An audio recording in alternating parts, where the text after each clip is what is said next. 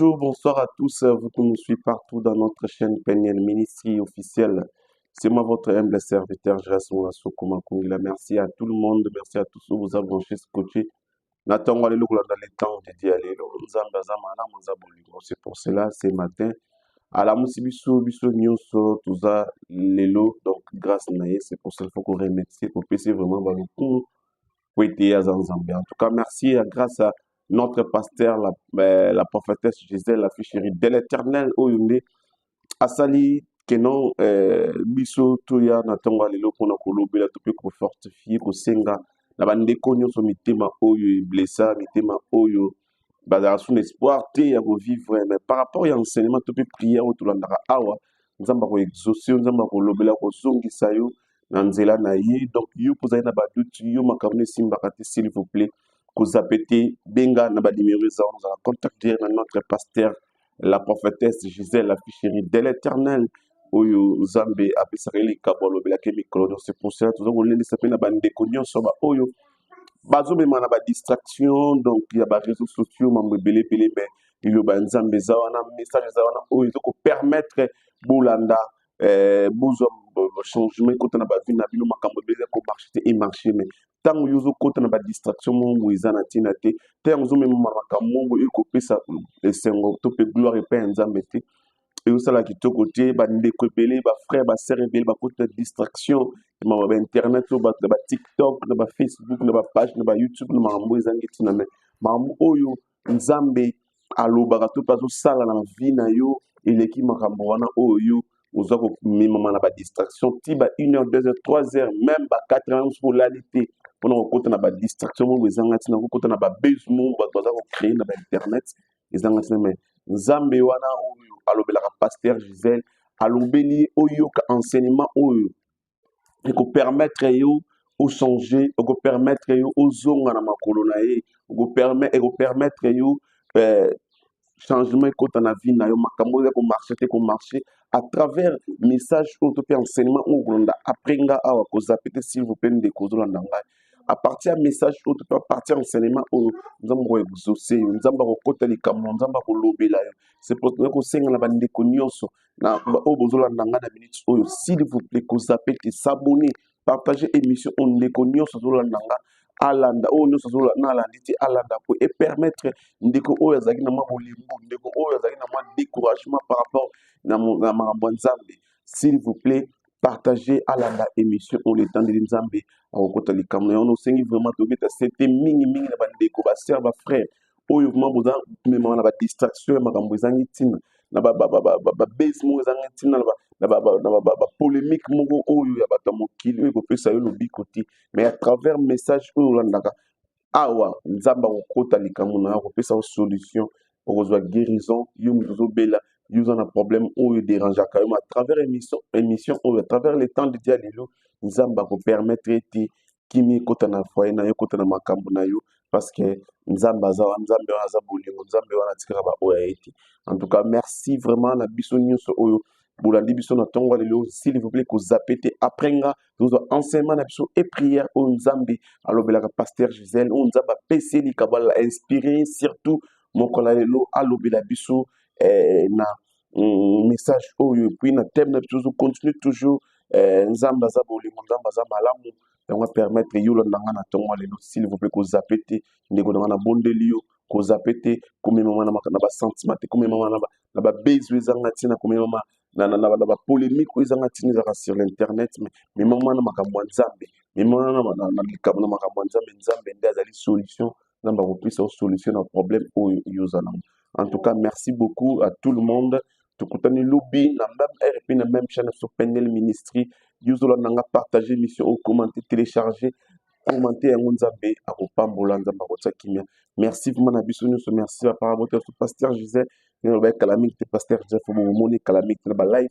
you s'abonner kaka donc mona pasteur Gisèle calamite merci na famille Peniel mobimba partout dans le monde entier en tout cas merci vous s'abonner tukutani lobby na même RP na même chaîne so Peniel Ministry. Quant à moi, je dis merci et bye. Ponga na zanete, na famille te na mobile oui, mais famille na nga foyer na nga wapi, foyer na nga zaka nga na mobile. Non. je dois chercher parce que le Seigneur a dit, multipliez-vous. Le Seigneur a béni l'homme et la femme.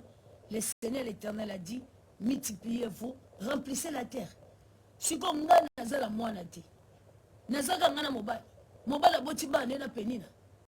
Aboti bana basi, aboti bana mibali. Parce que la Bible nous dit qu'il donnait ponction à Pénina, à ses fils et à ses filles.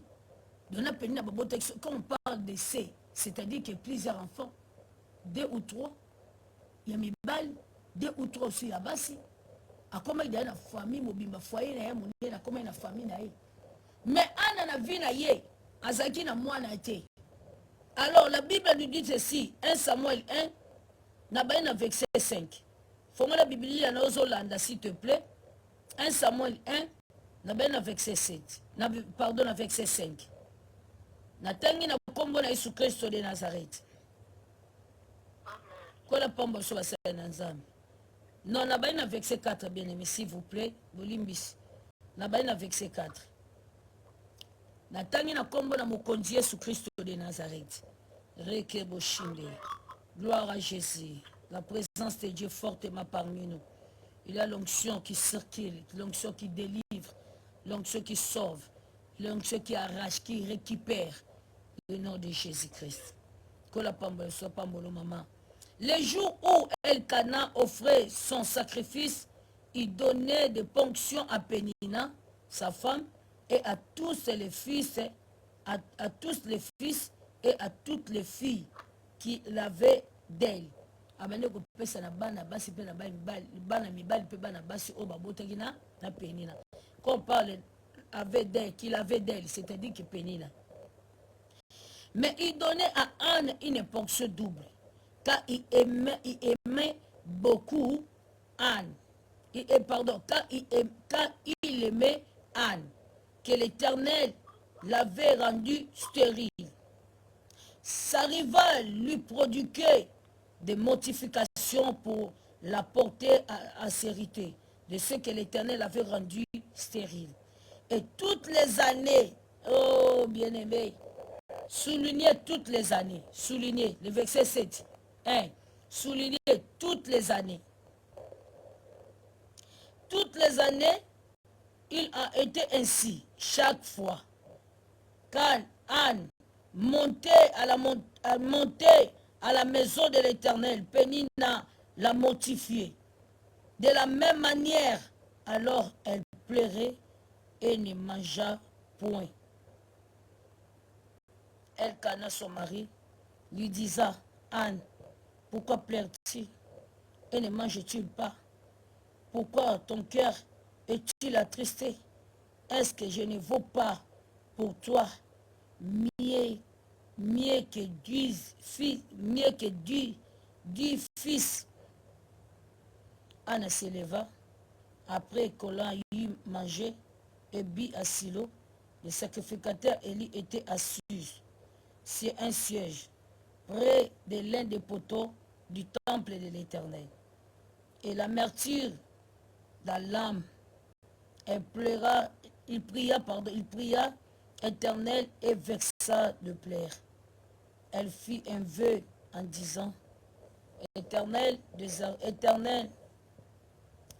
des armées, si tu daignes regarder l'affliction de ta servante, si tu te souviens de moi et oublier point ta servante, et si tu donnes à ta servante un enfant mâle, je le consacrerai à l'Éternel pour tous les jours de sa vie, et le rasoir ne passera point sur sa tête. Comme elle resta longtemps en prière devant l'Éternel, et Élie observa sa bouche, Anna parlait dans son cœur et ne faisait que remuer les lèvres, mais on n'attendait point sa voix.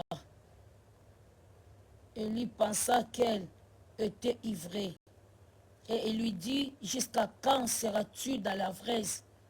Fais passer ton vin. Anne répondit,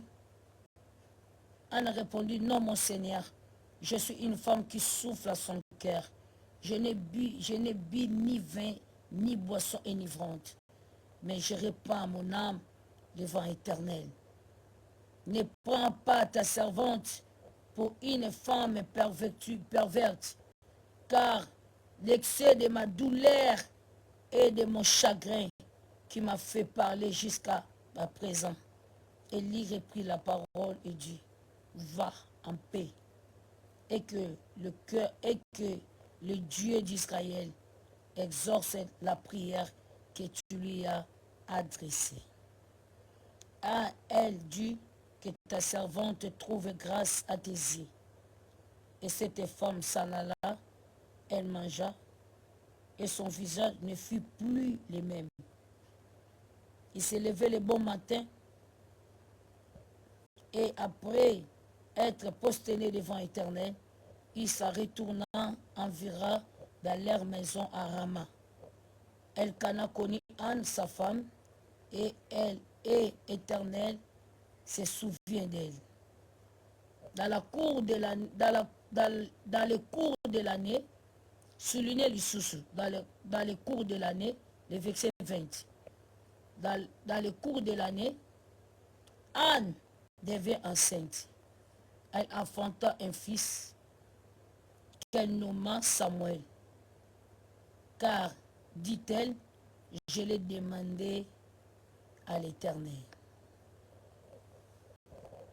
Parole du Seigneur. Kola pambola biso. Anna mobala yeli révélation ezalaki nango lokuta. Parce que chaque fois Anna banokende l'église, tanga zozonga peni na osekai. Peni na ochola ye. Oge sambele loko ni esa na vina. Ba anenyo sezala nka bongo. Eloko nya malunga sesama na vino bando kokende yende boshinde. Bando keluka nzambango. Eloko nya malunga salima. Nanga papa tout ça bando kosambela eloko nya salima. Ana multiplier la profondité pour être révélé de ce que le Seigneur lui dira. Il faut nzamba loba na ye. Mukolongo soko ba ibisi que le Seigneur t'exauce, va en paix. Bien aimé, chaque année, chaque année, iloko nini yango. Iye ko sambe na ko sambe. Tozo mona pe changement ote. Yo mo poso bonde soba. No mo poso loba. Ngape na mona ngate lo mo zo simbate. Elo mo zo simbate bien aimé, fanta na discipline. Chaque discipline. Biloko na zo simbate parce que tu as la force de toi. Oza na force no uta na libota na yo. Oza na force trône na yo obo vanda na kati ya libota. Oza na force na yo bien aimé oyo ezoko sala na kati ya bomoi na yo. C'est-à-dire que bien aimé esengeli na yo otia na discipline. Parce que tu veux que le Seigneur puisse te révéler des choses cachées. Oyo kobikisa yo na libota na yo. Le peuple sans révélation, c'est le peuple qui est sans frein. Peuple bazangi révélation. Le peuple sans révélation, c'est le peuple qui est sans frein. Bien aimé, lorsqu'on dit aux marchés, ceux qui voient-ils les en frein, c'est-à-dire que et comme batu na ndenga li sekite. Batu ba kokufa ko buka ba mira batu. Scandale ko lokota batu. Mi pandi na gauche na droite. Bien aimé, le peuple sans révélation. Vous avez besoin qu'on la révèle les choses qui transformera ta vie. Vous avez besoin qu'on la révèle la citation à libota na yo. Vous avez besoin Jésus révèle des choses qui sauvent la famille. Jésus révèle makambo et biksa mabota. Makambo et sunga mabota. Ouais, quand mabota yango Jésus révèle. Quand il n'y a pas de révélation, le peuple est sans frein. Et s'il observe la loi, Proverbe 29, le verset 18. Quand il n'y a pas de révélation, le peuple est sans frein.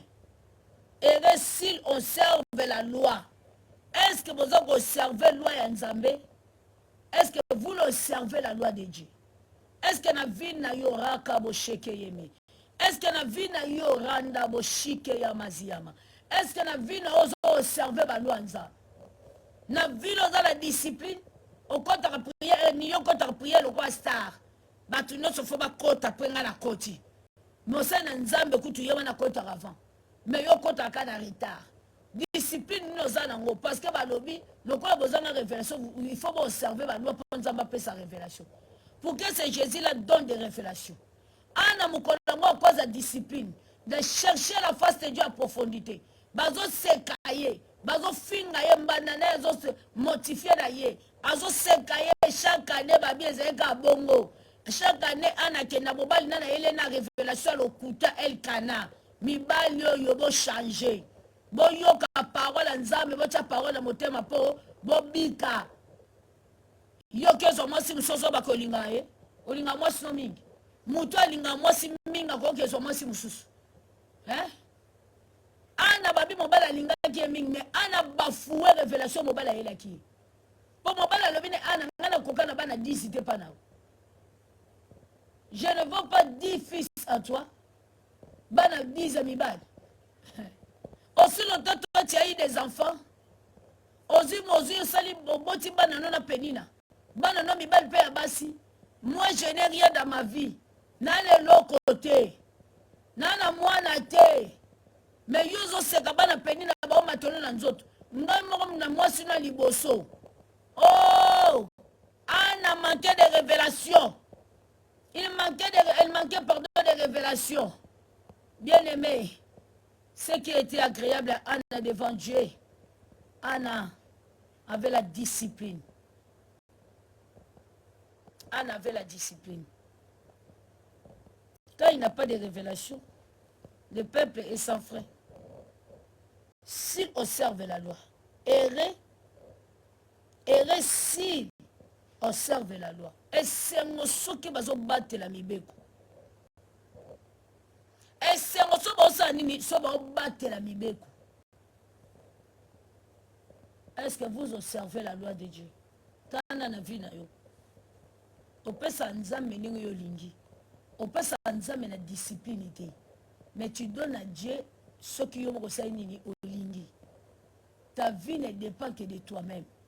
Vie na yo dépendre kana yo vie no tali yo moko tali nzambe to la nzambe ke vie na yo tali nzambe te tali yo moko aujourd'hui 7000 ozo pesa nzambe 50 livres o pesa nzambe poni seigneur okanga makali kamba 7000 semaine passée 7000 semaine sous dimanche passé 7000 dimanche sous 7000 pourquoi nzambe okanga makali kamba 7000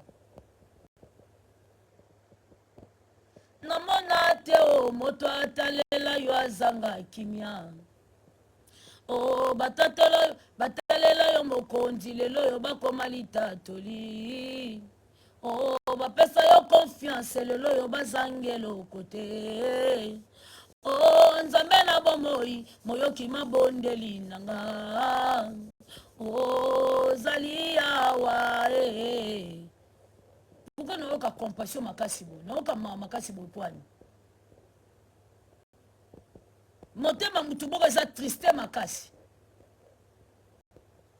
nayoka douleur makasi na kati ya motema epuis ma ya misu na nga mutu moko na douleur makasi aza triste makasi namona te o moto atalela yo azanga kimia o batalela yo mokonzi lelo yo bakoma litatoli o bapesa yo confiance lelo yo bazangelo kote o nzambe na bomoi moyoki mabondeli nanga o zali awa oyo zali awa koloka wisi pinzoli ya bapasi nanga osali oyo moto mokili asalaka te o yesu ozali awa ici c'est la maison de Dieu. Ici la tête de ce ministère c'est Jésus-Christ de Nazareth. Ici l'esprit qui dirige ce ministère c'est le Saint-Esprit. Yanda boshike ya makele présent puissance de Dieu. Nguya na nzambe simba obisikoza. Nguya na nzambe bando simba yo banda na mutu. E simba yo na maboko bashene katana. ngwana nzambe simba yo na makolo bashane ekatana. La liberté de Dieu a ordonné la vie na yo. Tu n'es plus oza lisusu mwana ya satana te. Okomi mwana ya nzambe ya lola. Nguya na nzambe kangola yo. Awa eza bisika mutu amitiama ye moko te. Awa eza bisika le sacrificateur de l'Éternel. Nguya na nzambe simba yo. Awa ezali bisika moto aponama na nzambe la ficherie de l'Éternel. Nommé par Dieu, reconnu dans le gouvernement céleste de Yahweh. Ngwana nzambe simba yo. Ngwana nzambe simba poitrine na yo. E simba motema na yo. Ngwana nzambe simba libumu na yo. Oh, puissance nyonso ya ténèbres. Ezala brisé au nom de Jésus-Christ de Nazareth. Ngwana nzambe brisé puissance nyonso. Ba tourmentation nyonso. Eza ko tourmenter yo. Ezala brisé na kombo ya Yesu Christ. Oh, banana butoza tourmenté.